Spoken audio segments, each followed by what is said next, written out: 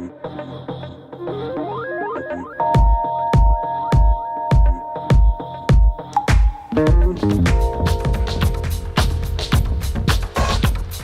name is Riah. My mother is Japanese, my father is Korean. Born and raised up to 12 years old in Japan. And I moved to England when I was 13. And I studied music there, classical music. And went to university in Japan and came to Korea. Classical music that I studied since I was 4 years old. That has a lot to do with my job right now. A kind of high you get from the music. Even if you're listening to opera or rock music, rock concert, or if you're in a club with a great DJ, that the high you get is a similar kind of high. So I believe in what music can do to people. That's invisible thing that can make people into one. That's like the kind of high I got addicted to. Yeah. My mother bought me so many classical music records, and I was listening to it all the time. I was conducting, I clearly remember I was dancing in front of my grandmother with Madonna's music, and that started when I was like 7 or 8. Then, can I say something illegal too? Yeah. Okay. The first time I went to the club I was 12 years old. Yeah, I was 12. Yeah, I was 12, and that was in Hawaii. That was like the middle of 80s, and nobody checked ID card. Like I just followed some older sisters, and then they never checked. I don't remember if it was hip hop or pop or house. I just remember I was wearing pink dress, pink bikini and a pink mini skirt, and I just went crazy. When inside the club, before I saw the dance floor, I saw the lasers and the lights going crazy, and then lots of big sound going through my body. That's what I remember clearly.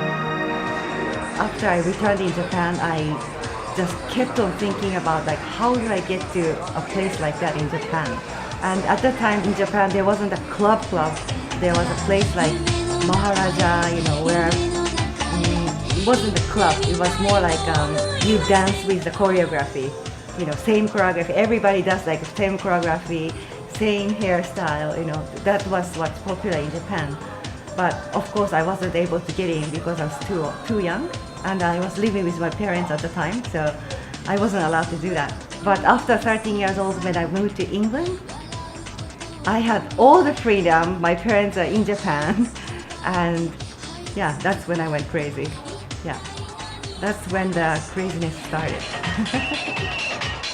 I was hanging out with people who are 30 years old, 40 years old, and they'll come and pick me up, and they know my age. In the 90s, 80s and 90s in London, the club scene was nothing compared to what's happening right now. That's how I feel. It wasn't pretentious like right now. Down to earth, but very creative people who knows how to have fun, not just splashing money on the table. That wasn't like that. I was just being happy, being in the scene, I'm acknowledged in the club, everybody knows me since I was a kid. I don't know if people believe me, but I never drank before I made venue. I never had if I have a glass of beer, I would really become sick or throw up, yeah. I had a body like that, but now I'm different, yeah. The reason why I had to return in Japan was because I played too much in London. Yeah, my parents told me, you must come back. Riah, you must come back. And I was like, okay, I'll do that. And I went back, and I regret a lot. Yeah, it was different. Wake up, go to school. After school, I'll go to club. By myself or with friends, doesn't matter. I will just go to club. From Monday to Sunday, I'll do that. I return home maybe 5 a.m., 6 a.m., and then go to school at 12 o'clock and then do the same thing for many, many years. Yeah. London to Tokyo was already different. And from Tokyo to Seoul was a big difference.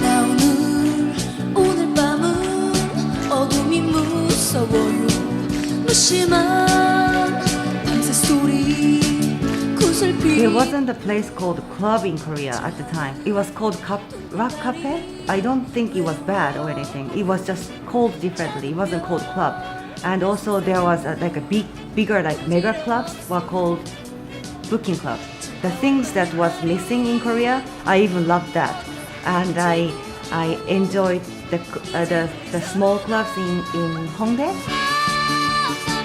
The Korean people at the time, they had an image of thinking Japanese girls are easy to get or easy. They are very open people, like open about sexuality, open about what's supposed to be secret in Korea.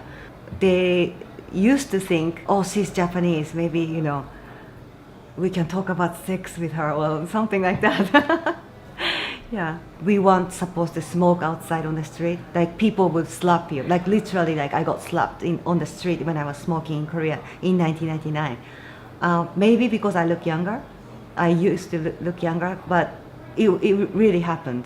Like women are not supposed to do this. You know, women, we're not supposed to have sex before you get married. Blah blah blah. I saw a lot of girls getting hit on the street back then. Like once a day, or you know, when you go out, you see it. That was pretty normal. But I never see that anymore. I never see a guy like screaming at a woman anymore. You know, I never see any ajoshi taking cigarette away from the girl smoking on the street anymore. And yeah, it's very different world. I feel club scene became more money oriented. The kind of environment that I was in, they want to do it similar to what we experienced in the 80s and 90s, but I don't mean to speak bad about the bankers or anyone, but they are the main customers and they are throwing away, you know, thousands of pounds on the tables and then, you know, pretty ladies. So it's kind of different now. 6-7 years ago in Itaewon, there were like Itaewon people. Everybody knew each other. Yeah, at the time. There were a few clubs. There was a club called Function. There was a club called Love. And then 3 months later, venue opened. I got courage from one DJ, meeting one DJ in Hongdae. That was like that, 2008 maybe. And he's also from Japan. He's from Japan, and at the time I didn't know. I was his customer and going to this small underground house music party in Hongdae, who had maybe, you know, like 10 customers every party or something. And meeting this guy gave me a courage to step forward with making this club. A lot of the clubs in Itaewon, you need to act like you're somebody, or you have to act like you have more money than what you really have, or you know, you have to act like you are prettier than what you really are. You know, we try to encourage people to be natural, just have real fun without thinking about what the people next to you are doing. You know, you can have a drink, feel good, and dance, and be one, and unify. That's what I want. I missed Itaewon before, but what's gone is gone. So I have to think of running the business longer with the people we have in Itaewon. They are starting to have preferences, because when I first moved here, there wasn't many variety. But nowadays, Korean kids, they have their preferences, like, oh, they like this DJ.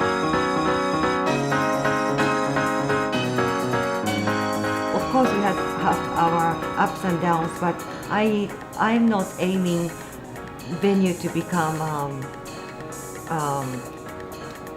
where you have to line up and then, you know, I'm not ever planning on rejecting people at the entrance, or that's just not my thing.